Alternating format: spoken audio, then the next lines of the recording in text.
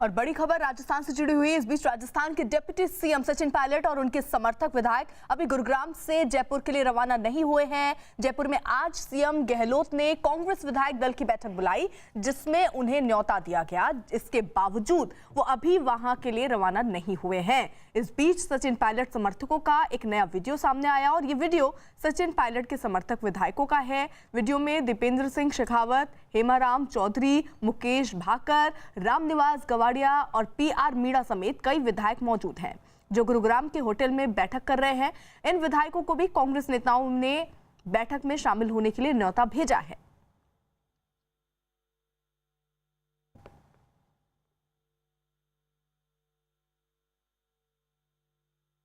तो पायलट समर्थक जो हैं विधायक फिलहाल वो होटल में ही हैं, क्योंकि गुरुग्राम में वो रुके हुए हैं, ठहरे हुए हैं। बावजूद इसके जब उनको न्योता भेजा गया तो ऐसा दिख नहीं रहा है कि कोई भी समर्थक जाने के मूड में दिख रहा है, क्योंकि 10 बजे देखिए ये बैठक होने वाली थी। लेकिन उससे पहले आपको बता दें जानकारी ये भी कि अशोक गहलोत एक हाई लेवल मीटिंग भी कर रहे हैं, जिसमें आगे की रणनीति अब क्या होगी उस पर भी चर्चा हो रही है। इस समय जयपुर एक होटल में मुख्यमंत्री अशोक गहलोत के समर्थक विधायक मौजूद हैं, तो दूसरी ओर गुरुग्राम में सचिन पायलट समर्थक विधायक इकट्ठा हुए हैं। यानी ये विधायक दो गुट में अब देखिए बंटते हुए नजर आ रहे हैं। जहां एक तरफ जयपुर में ये कुछ विधायक हैं, वही गुरुग्राम में पायलट के जो समर्थक हैं विधायक वो मौजूद हैं।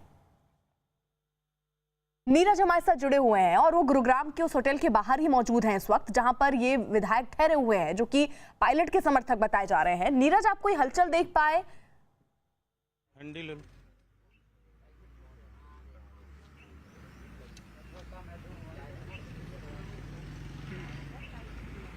नीरज, आवाज पहुंच रही है आप तक?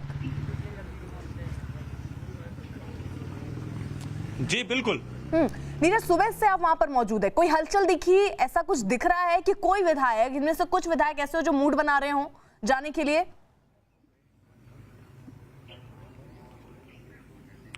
बिल्कुल कोई विधायक नहीं जाने के मूड में है। और जो विधायकों, जो सचिन पायलट के खेमे से हमारी बातचीत हुई है, सूत्रों के हवाले से जो खबरें मिली है, विधायक बैठक में नहीं जाएंगे। इन्होंने अपना मूड बना कर रखा है। सचिन पायलट से संपर्क करने की जो बात बार बार आ रही है कांग्रेस के वरिष्ठ नेताओं की तरफ से, विधायक की तरफ से उसका कोई कंफर्मेशन नहीं, या सचिन पायलट के खेमे की तरफ से पुष्टि नहीं की जा रही है। लेकिन यहाँ जो विधायक है वो यहीं मौजूद हैं, अंदर में है, और यहाँ से जाने की कोई भी आधिकारिक पुष्टि उनकी तरफ से नहीं की गई। यानी जो विवाद है, जो तनाव है, जो टकराव है सचिन पायलट और अशोक गहलोत का, वो बना रहेगा। अभी आज तो बना रहेगा, लेकिन आने वाले दिनों में क्या कोई सुलह का रास्ता निकलता है ये कहना मुश्किल है, क्योंकि बार बार कांग्रेस पार्टी की तरफ से यह भी दावा किया जा रहा है कि उनके पास 100 से अधिक विधायकों का समर्थन है, लगातार बातचीत की जा रही है। लेकिन सचिन पायलट के खेमे से जो हमें खबरें मिली है, इस तरह की कोई पुष्टि नहीं की गई है। और यह भी बार बार सचिन पायलट के खेमे की तरफ से बताया जा रहा है, सूत्रों के हवाले से, कि जो दावा किया जा रहा है कांग्रेस पार्टी की तरफ से 100 से अधिक विधायकों के समर्थन का, वो गलत है। क्योंकि 22 विधायक बैठक में शामिल नहीं हुए थे कल की बैठक में, जो सूत्रों के हवाले से खबरें बताई जा रही है, सचिन पायलट के हवाले से, उनके खेमे के हवाले से। और दूसरी जल्दी से बता दीजिए, इस होटल में कितने विधायक हैं जो इस वक्त मौजूद हैं? एक बार अपने कैमरा पर्सन विकास से कहेंगे कि वो होटल की तरफ कैमरे का रुख करें और यहाँ से होटल दूर है। विकास से कहेंगे कि इधर यहाँ से करीब 50 मीटर की दूरी पे होटल है, और अंदर करीब 17 से 18 विधायक। देखिए कल जो वीडियो जारी किया गया था उसमें 17 से 18 विधायक थे, तो ये माना जा रहा है कि 18 विधायक हैं। 17 से 18 विधायक तो यहाँ मौजूद हैं ही, कोई बाहर नहीं निकला है, न रात में न आज सुबह में। और जो विधायक यानी सचिन पायलट के खेमे से हमारी बातचीत हुई है, उनका यही कहना है कि अभी तक कोई भी सुलह का रास्ता नहीं निकला है, वो अपनी मांग पे अड़े हुए हैं। सचिन नीरज, आप रहिए हमारे साथ। तो राजस्थान में जारी सियासी खींचतान के बीच विधायक दल की बैठक से पहले मुख्यमंत्री अशोक गहलोत एक हाई लेवल मीटिंग कर रहे हैं, और विधायकों की ये बैठक 10 बजे शुरू होनी थी। और खबर है कि इस बैठक के बजाय मुख्यमंत्री अशोक गहलोत अपने कुछ खास मंत्रियों के अलावा अजय माकन, रणदीप सुरजेवाला और कांग्रेस प्रभारी अविनाश पांडे के आगे की रणनीतियों पर चर्चा कर रहे हैं कि आगे की रणनीति अब क्या होनी चाहिए। फिलहाल गहलोत के समर्थक सभी विधायक इस समय एक होटल में मौजूद है। यानी अरुण, ये हाई लेवल मीटिंग ये दिखा रहा है कि जो बैठक थी खास तौर पर सिर्फ और सिर्फ सचिन पायलट और उनके जो समर्थक विधायक हैं उनके लिए थी। एक दरवाजा उनके लिए खोला गया था कि अगर आना है तो भाई आ जाइए। अब जब दिख रहा है नहीं आ रहे हैं तो आगे की रणनीति तय हो रही है। ये बैठक सिर्फ एक औपचारिकता है, इसका कोई मतलब नहीं है, क्योंकि अभी 24 घंटे पहले ही विधायक दल की बैठक हुई थी, उसमें प्रस्ताव पारित हुआ था। ये बैठक सिर्फ इसलिए कही जा रही है ताकि एक पब्लिक पोस्टरिंग की जा सके, राजस्थान के लोगों को ये बताया जा सके कि हमने सचिन पायलट को मनाने की कितनी कोशिश की। एक बार बुलाया वो नहीं आया, दोबारा बुलाया वो नहीं आया, तिबारा बुला रहे हैं वो नहीं आ रहे। तो ये एक तरह से पोस्टरिंग है, पॉलिटिकल पोस्टरिंग, इसके अलावा कुछ नहीं। मामला सिर्फ अटका हुआ है, कांग्रेस नेतृत्व और सचिन पायलट के बीच बातचीत हो रही है। सचिन पायलट ने स्पष्ट रूप से कहा है कि वो अशोक गहलोत के मुख्यमंत्री के रूप में स्वीकार नहीं कर सकते। अब जितना उन्होंने उनके साथ किया, उनकी अपनी शिकायतें हैं, उनके अपने ग्रज हैं, वो ये कह रहे हैं कि हमको लगातार साइडलाइन करने की कोशिश किया अशोक गहलोत ने, उनके कहने पर ट्रांसफर पोस्टिंग नहीं होते, उनकी पसंद के अधिकारी नहीं मिलते, उनके मंत्रालय के कामकाज को प्राथमिकता नहीं दी जाती, उनकी अचीवमेंट को हाईलाइट नहीं किया जाता, मुख्यमंत्री अपने साथ उनकी फोटो नहीं छपने देते। इसके अलावा मुख्यमंत्री के अंडर जो विभाग है, गृह विभाग, उसके जरिए एसओजी से हमको नोटिस भिजवा देते हैं। तो अशोक गहलोत बिल्कुल, लेकिन अरुण रहिए आप हमारे साथ। इसी बीच एक बड़ी खबर आ रही है राजस्थान में सचिन पायलट की नाराजगी से जुड़ी हुई, और खबर ये कि सचिन पायलट को मनाने के लिए प्रियंका गांधी ने कल से अब तक 4 बार बात की है उनसे। अहमद पटेल ने 15 बार उनसे बातचीत की, चिदम्बरम ने भी पायलट से 6 बार बात की है, वेणुगोपाल ने सचिन पायलट से 3 बार बात की, जबकि राहुल गांधी भी सचिन पायलट को मनाने के लिए फोन कर चुके हैं। लेकिन सूत्रों के हवाले से खबर यही कि सचिन पायलट मुख्यमंत्री पद से अशोक गहलोत को हटाने की मांग पर अड़े हैं। हालांकि उन्हें प्रदेश अध्यक्ष बने रहने के साथ साथ पसंद के मंत्रालय देने की भी पेशकश की गई है। राजस्थान कांग्रेस प्रभारी अविनाश पांडे ने ट्वीट कर फिर सचिन पायलट से अपील की है, और उन्होंने लिखा है कि सचिन पायलट और उनके सभी साथी विधायकों से अपील करता हूं कि वो आज की विधायक दल की बैठक में शामिल हों। कांग्रेस की विचारधारा और मूल्यों में अपना विश्वास जताते हुए कृपया अपनी उपस्थिति निश्चित करें और सोनिया गांधी और राहुल गांधी जी के हाथ मजबूत करें। राजस्थान के सचिन पायलट समर्थक मंत्री विश्वेंद्र सिंह ने एक ट्वीट किया और लिखा कि मैं बोलता हूं तो इल्जाम है बगावत का, मैं चुप रहूं तो बड़ी बेबसी सी होती है।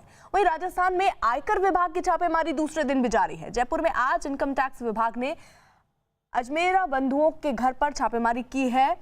अजमेरा बंगले पर पहुंचे इनकम टैक्स अफसर अजमेरा बंधुओं से पूछताछ कर रहे हैं। कल अशोक गहलोत के करीबी माने जाने वाले राजीव अरोड़ा और धर्मेंद्र राठौर के ठिकानों पर भी आयकर विभाग ने छापेमारी की थी, और इनमें अजमेरा बंधुओं का नाम जुड़ रहा है। और इस कड़ी में आज अजमेरा बंधुओं पर छापेमारी भी हो रही है।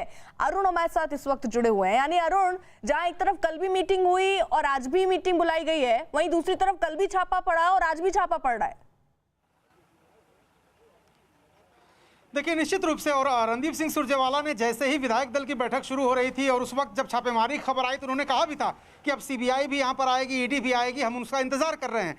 और ये जो जिस रिसोर्ट में, जिस होटल की मैं बात कर रहा हूँ, जयपाल रावत जी जरा एक बार दिखाइए, किले नुमा एक रिसोर्ट है, और कहा यही जा रहा है, ईडी और जो सीबीआई के सूत्र हैं और जो इनकम टैक्स डिपार्टमेंट के सूत्र हैं, उन सबका ये कहना है कि ये जो होटल है शुरू से ही इस पर निगाह रही है ईडी की खासतौर से और इनकम टैक्स की, क्योंकि ये कहीं ना कहीं जोड़ा जा रहा है अशोक गहलोत के जो बेटे वैभव गहलोत हैं, वो लीगल एडवाइजर थे इस होटल को लेकर। बाद में किस तरह से 2 कंपनियों का मर्जर हुआ और कैसे इस होटल को हाईलाइट किया गया, और उसके बाद भी देखिए कि सब कुछ होने के बाद भी अशोक गहलोत अपने सभी समर्थक विधायकों और केंद्रीय पर्यवेक्षकों के साथ इसी होटल में रुके हुए हैं, जिस होटल के बारे में कहा जा रहा है कि उनके बेटे से संबंधित है।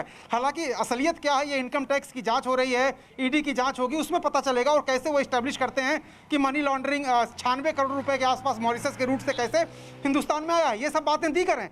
लेकिन पॉलिटिकल संदेश देने की कोशिश अशोक गहलोत की यही है कि वो डरने वाले नहीं हैं, वो उसी होटल में आकर ठहरे हुए हैं जिस होटल पे इल्जाम लगाया जा रहा है कि उनके बेटे से संबंधित है या फिर उनका कोई इससे रिश्ता है। अशोक गहलोत पूरी तरह से आत्मविश्वास से भरे हुए हैं। कल जब वो विधायकों के साथ बस में बाहर आ रहे थे तो आपने देखा होगा, मुस्कुरा करके विक्ट्री साइन उन्होंने बनाया। वो जानते हैं कि उनके पास पर्याप्त संख्या है मुख्यमंत्री बने रहने के लिए। सचिन पायलट के पास 20 से ज़्यादा विधायक नहीं हैं, और जब तक सचिन पायलट 30 से ज़्यादा विधायकों को नहीं तोड़ लेते और 10 निर्दलीय बीजेपी के साथ नहीं मिल जाते, तब तक अशोक गहलोत सरकार को खतरा फिलहाल नहीं दिख रहा। बिल्कुल, लेकिन जरा ये बता दीजिएगा अरुण जल्दी से कि ये छापेमारी जो चल रही है, पूछताछ भी इसमें होनी थी, वो पूछताछ शुरू हो चुकी है क्या? देखिए, ये छापेमारी की प्रक्रिया है, उसमें पूछताछ भी होती है, दस्तावेज भी बरामद किए जाते हैं और जगहों पर जरूरत होती है तो छापेमारी की जाती है।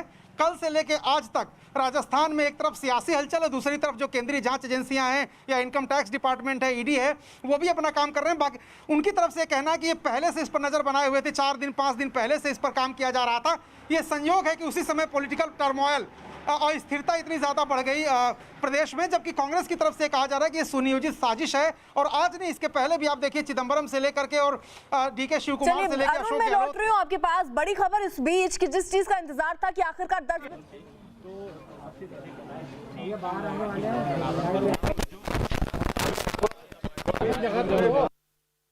ज्योतिरादित्य सिंधिया कुछ कहने वाले थे, वो भी हम आपको सुनवा रहे थे। लेकिन इसी बीच जो बड़ी खबर वो ये कि अब जो बैठक शुरू होनी थी वो बैठक शुरू हो चुकी है हाई लेवल मीटिंग के बाद, और सचिन पायलट के बगैर ही अब ये बैठक शुरू हो चुकी है। यानी इसका मतलब जो हाई लेवल मीटिंग हुई उसमें ये तय हुआ कि अब ये बैठक होगी और पूरे मनाने के प्रयत्न एक तरीके से सचिन पायलट को हो गए हैं। उसमें चाहे राहुल गांधी का फोन करना हो, प्रियंका गांधी का फोन करना हो, वेणुगोपाल का फोन करना हो, पी चिदंबरम का फोन करना हो, अहमद पटेल का फोन करना हो, सबने फोन कर करके उनको मनाने की कोशिश की। और आज दूसरा दिन भी दरवाजा उनके लिए खोला गया कि अगर आप आना चाह रहे हैं अपने समर्थक विधायकों के साथ तो आप आ सकते हैं। यहां पर बैठकर जो भी गिले शिकवे हैं उसको दूर किया जा सकता है। हालांकि इस बीच ये भी खबरें, श्रद्धेय उमा भारती जी के साथ मेरा एक पारिवारिक संबंध सदैव रहा है और आज भाजपा में प्रवेश लेने के बाद मेरा दायित्व बनता है कि मैं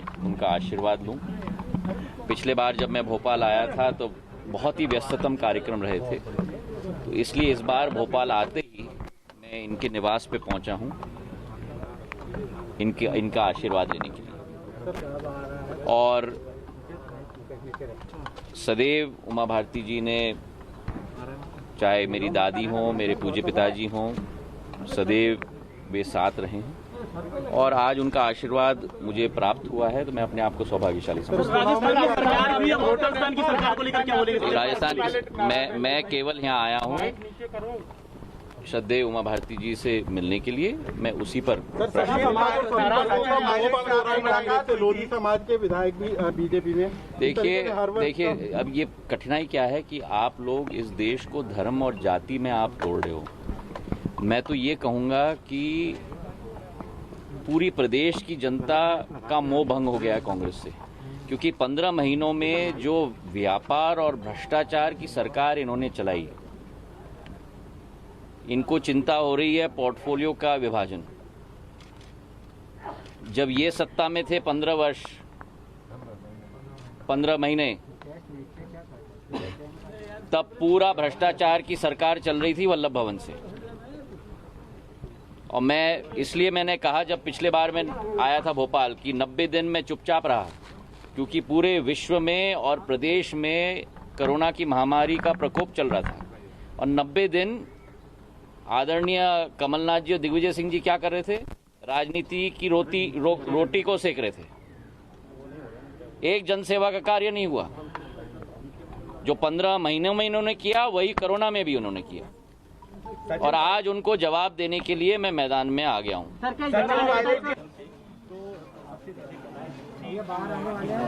हालांकि जब उनसे राजस्थान में चल रहे उठापटक की स्थिति पर बात की गई तो उन्होंने कहा कि कांग्रेस से अब सबका भरोसा उठता चला गया है। और सीधे तौर पर ये इशारा सचिन पायलट की तरफ भी, क्योंकि सचिन पायलट की अभी मुलाकात भी ज्योतिरादित्य सिंधिया से हुई थी। 40 मिनट तक ये मुलाकात भी चली थी, जिसके बाद से ही कयास लगाए जाने लग गए थे कि क्या सचिन पायलट कांग्रेस का दामन छोड़कर बीजेपी का दामन थाम सकते हैं। ये एक बड़ा सवाल उठ रहा था जो अभी तक बना हुआ है। अरुण हमारे साथ जुड़े हुए हैं। अरुण, ये बड़ा सवाल अब आखिरकार सचिन पायलट के पास क्या विकल्प बचते हैं, क्योंकि विधायक उनके पास बहुत है नहीं। बीजेपी ये सोच रही है, अभी इस बात पर मंथन कर रही है कि उनको अपने पाले में लेना है या नहीं। सचिन पायलट अब क्या करेंगे? देखिए, सचिन पायलट आखिरी समय तक इंतजार करेंगे कि राहुल गांधी, सोनिया गांधी और प्रियंका गांधी, इन तीनों से जब उनकी बातचीत हो रही है तो वो आखिरी दम तक इंतजार करेंगे कि उनके जो ग्रज हैं, उनकी जो शिकायतें हैं, उस पर आला कमान क्या रुख अपनाता है।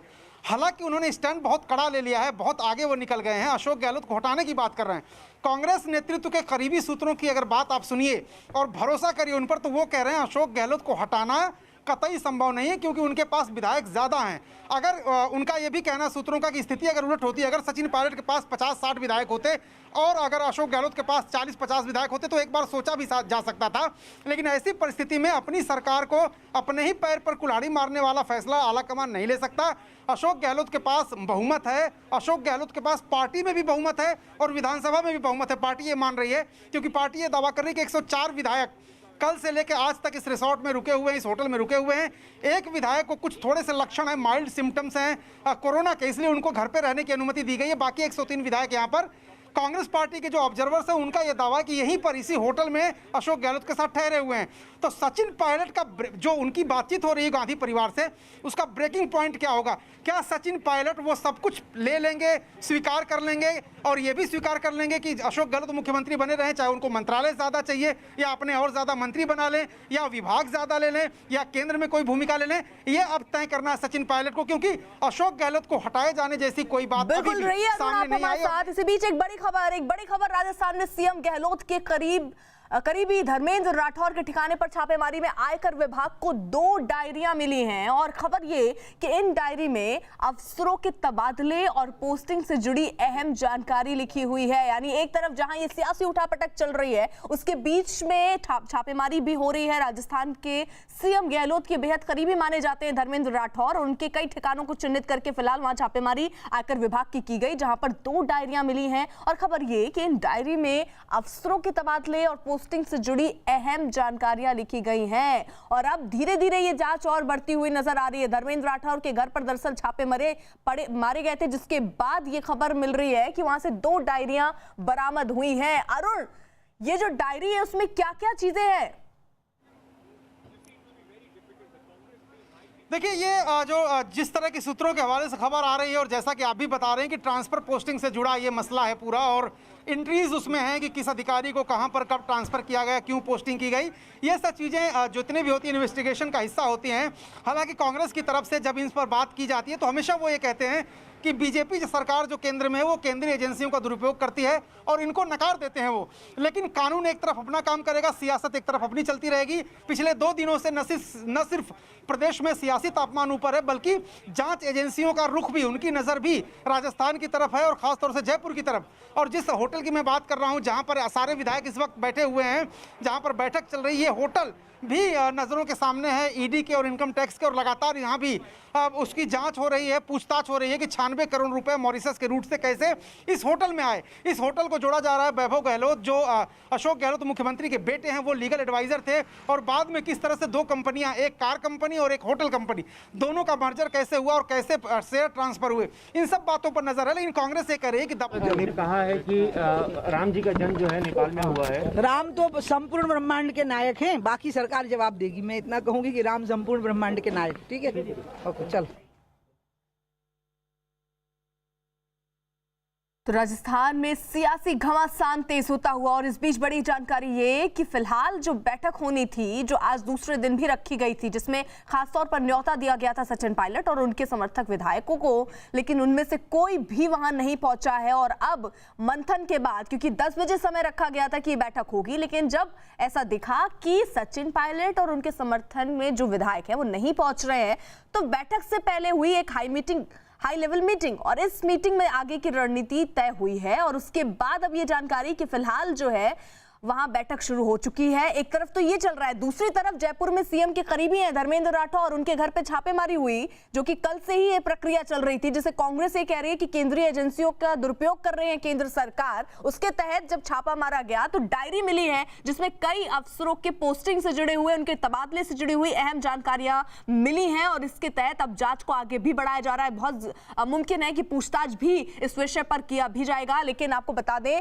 इनकम टैक्स के छापे आज दूसरा दिन, आज भी ये इनकम टैक्स के छापे हो रहे हैं। और जो बड़ी खबर कि धर्मेंद्र राठौर के घर से 2 डायरियां मिली हैं, और अब जांच जो है वो इन दिशा में आगे बढ़ती हुई नजर आ रही है। तो बड़ी खबर, ये 2 महत्वपूर्ण चीजें, एक तरफ तो सीबीआई के छापेमारी जो हो रही है, और उसी के साथ साथ आयकर विभाग की जो ये छापेमारी, और उसके साथ जो दूसरी तस्वीर, जो सियासी उठापटक की स्थिति दिख रही है राजस्थान में, वो आखिरकार कैसे सुलझेगी। ये भी खबर कि सचिन पायलट को मनाने की कोशिशें शुरू हो चुकी हैं। राहुल गांधी एक बार फोन कर चुके हैं, प्रियंका गांधी 4 बार उन्हें फोन कर चुकी हैं, वेणुगोपाल, अहमद पटेल, पी चिदम्बरम, ये सब उन्हें लगातार फोन कर रहे हैं और उनसे कह रहे हैं जो भी गिले शिकवे हैं उसको दूर करके आपको वापस आ जाना चाहिए। लेकिन अब शायद सचिन पायलट बहुत आगे निकल चुके हैं और अब पीछे जाना थोड़ा उनके लिए मुश्किल दिख रहा है। ये भी खबर बीच में आई थी कि सचिन पायलट के जो करीबी हैं वो ये कह रहे थे कि वो मंत्री पद चाह रहे हैं, लेकिन अब खबर मिल रही है कि वो मुख्यमंत्री बनना चाह रहे हैं, उनको या किसी तीसरे को मुख्यमंत्री बनाया जाए। और इसी बीच हमारे साथ गुजरात कांग्रेस के कार्यकारी अध्यक्ष हार्दिक पटेल जी जुड़ चुके हैं। हार्दिक पटेल जी, पहले तो आप गुजरात में युवा अध्यक्ष बने, उसके लिए बहुत बहुत आपको मुबारकबाद। और उसी से जुड़ा हुआ मेरा ये सवाल कि युवा एक तरफ तो देखिए गुजरात में, आपको आवाज आ रही है ना हार्दिक पटेल जी? जी आ रही है अर्पिता जी, बोलिए। मेरा सवाल ये है कि एक तरफ तो गुजरात में देखिए आपको मौका मिला, युवा चेहरा हैं आप और आप अब कमान संभालेंगे, वहीं दूसरी तरफ ये क्या हो रहा है सर राजस्थान में?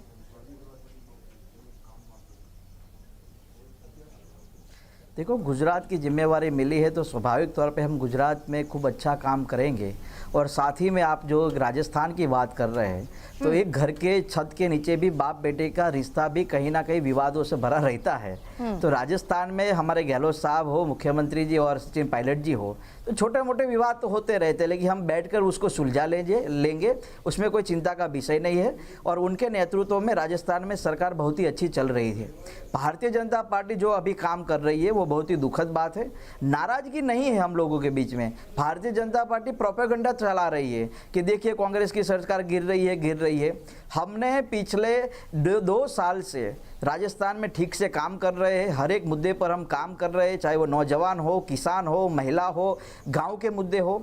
तो हमारी सरकार को गिराने का काम भारतीय जनता पार्टी करती है, जो आपने मध्य प्रदेश में भी देखा। लेकिन हम सब साथ मिलकर देश की जनता के लिए, देश के गांवों के लिए, देश के लोगों के लिए खूब अच्छी तरीके से काम करेंगे। लेकिन हार्दिक पटेल जी, आप ये कह रहे हैं ठीक है, परिवार में अगर ऐसे गहमा गहमी की स्थिति बन जाती है, अलग भी हो जाते हैं, लेकिन मनाने की भी तो कितनी कोशिश हो गई। आपको क्या लग रहा है, ऐसी कहाँ कमी रह गई जहां ये छिटकते हुए नजर आ रहे हैं? किस बात से वो ज्यादा नाराज हो गए?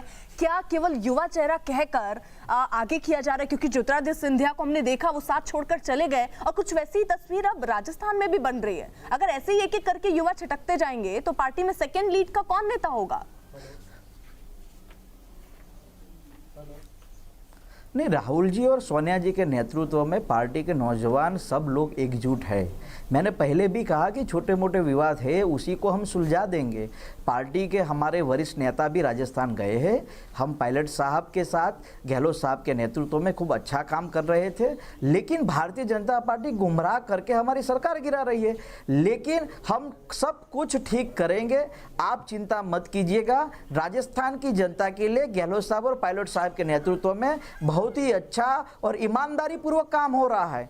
जो छोटे मोटे नौजवान हैं, जैसे हम जैसे व्यक्ति को, एक किसान परिवार को प्रदेश की इतनी बड़ी जिम्मेवारी दी है, वो हमारे लिए बहुत अच्छी बात है।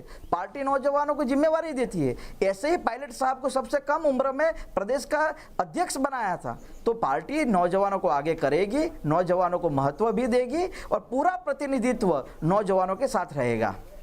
ठीक है हार्दिक पांडे जी, हार्दिक पटेल जी, हमारे साथ इस वक्त अरुण भी जुड़े हुए हैं, हमारे सहयोगी हैं, वो भी कुछ आपसे पूछना चाह रहे हैं। अरुण। हार्दिक पटेल जी, अगर आपको मेरी आवाज़ आ रही हो तो पिछली मुलाकात हमारी गुजरात में जब विधानसभा चुनाव था तो आपके फ्लैट में, आपके घर के अंदर एक इंटरव्यू मैंने आपका किया था और उसमें काफ़ी कुछ बातें आपने कही थी। एक बात मैं आपसे ये पूछना चाहता हूँ कि आपको जो कार्यकारी अध्यक्ष बनाने का फैसला है वो सोनिया गांधी का फैसला है या राहुल गांधी का फैसला है? पार्टी का फैसला है। बिल्कुल पार्टी ने सही फैसला ही लिया होगा। और अब आप ये बोलेंगे सोनिया जी, राहुल जी का, पार्टी के अध्यक्ष हमारे सोनिया जी है, हमारे युवा नेता हमारे नेता राहुल जी है, तो स्वाभाविक तौर के उन्होंने बैठकर ये फैसला लिया होगा। और मैं मानता हूँ कि नौजवानों को जो प्रतिनिधित्व ये मिला है वो बिल्कुल स्पष्ट प्रतिनिधित्व है कि आप लड़िए, आप सरकार से सवाल कीजिए, सरकार अच्छा नहीं करे तो आप उनका विरोध कीजिए। और गुजरात के अंदर हम ये कर रहे हैं। पार्टी गुजरात में एक मजबूत विपक्ष की धारा में काम कर रही है और राहुल जी और सोनिया जी ने जो हमारे लिए जो फैसला लिया है वो मेरे लिए पद नहीं है, चुनौती है, और उस चुनौती से पार निकलने का मैं काम कर रहा हूँ। हार्दिक जी एक छोटा सा सवाल है आपसे। पहले राहुल गांधी ने इतना भरोसा अल्पेश ठाकोर पर दिखाया था। मुझे याद है कि गुजरात चुनाव के दौरान राहुल गांधी अपने पहले उनसे कहते थे कि आप बोलो मंच से, हर बार पूछते थे शक्ति सिंह गोहिल से कि कहाँ है अल्पेश ठाकोर, और क्या हुआ, अल्पेश ठाकोर ने क्या किया कांग्रेस के साथ। आपको अब भरोसा जताया गया है, कैसे संबंध चलेगा आगे आने वाले दिनों में आपका और राहुल गांधी का? शायद आप भूल गए हैं कि हम उस संघर्ष की सदियों से निकले हैं जहां पर हम जेल भी जाके आए हैं और राजद्रोह के मुकदमे भी झेल रहे हैं। हम 4.5-5 साल से सरकार के खिलाफ लड़ते हैं, बोलते हैं, जेल भी गए हैं और 32 मुकदमे के साथ कोर्ट के धक्के भी खा रहे हैं।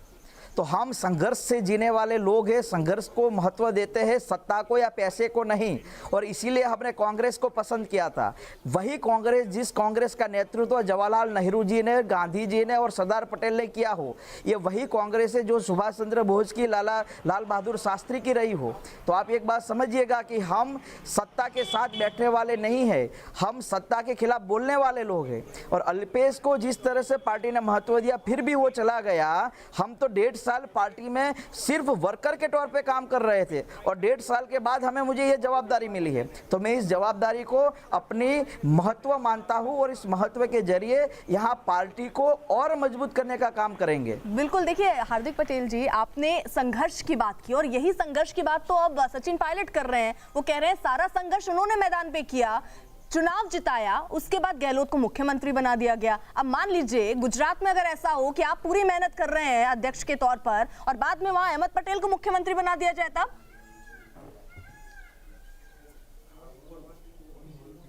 पार्टी के सभी वरिष्ठ नेता हमारे साथ है। आप जिस तरह से कहे थे अभी 22 में चुनाव आएंगे, मेरी उम्र 26 साल है, अभी से हम दूसरी बात नहीं करेंगे मुख्यमंत्री की। हमारी प्राथमिकता है कि प्रदेश में सरकार बने और 6 करोड़ लोगों के हितों की बात हो। जहां तक राजस्थान की बात है तो गहलोत साहब के अनुभव, उनकी सलाह सूचन और सचिन पायलट साहब की मेहनत और उनके संघर्ष के साथ वहां सरकार बनी है। दोनों को बराबरी का हिस्सा और बराबरी का महत्व दिया गया है। अभी जो वहां जो भी सहमासमी चल रही है उसको पार्टी का नेतृत्व पूरी तरह से सहमति के साथ सुलझा देगा। आप चिंता मत कीजिए ज्यादा। अरुण, आप कुछ पूछना चाह रहे हैं? हार्दिक जब आप बोल रहे हैं ना तो मुझे कुछ याद आ रहा है। Yes. जब मुख्यमंत्री थे गुजरात के नरेंद्र मोदी, इस वक्त प्रधानमंत्री हैं, तो वो 4 करोड़ गुजराती, 4.5 करोड़ गुजराती उन्हीं की सिर्फ बात करते थे और आज मैं सुन रहा हूं आप 6 करोड़ गुजरातियों की बात कर रहे हैं। क्या समानता है?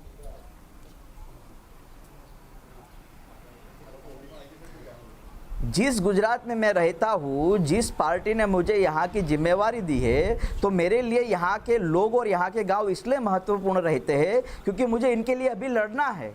मेरी जिम्मेवारी गुजरात तक सीमित है तो मुझे गुजरात के गांव और गुजरात के लोगों की बात करनी पड़ेगी ना, मुझे उनके लिए लड़ना पड़ेगा। तब 4-4.5 करोड़ गुजराती थे, आज यहाँ 6 करोड़ गुजराती है। एक गुजराती सरकार की नीतियों से परेशान है। तो मैं उन गुजराती भाइयों बहनों के लिए, उन परिवारों के लिए मैं बोलूँगा, लड़ूंगा, जेल में जाऊँगा, उनकी समस्याओं का समाधान करूँगा। मुझ में और उनमें काफ़ी फर्क है। हम दोनों को आपसी मत रखिएगा क्योंकि मैं सच बोलता हूँ, झूठ कभी नहीं बोलता। चलिए हार्दिक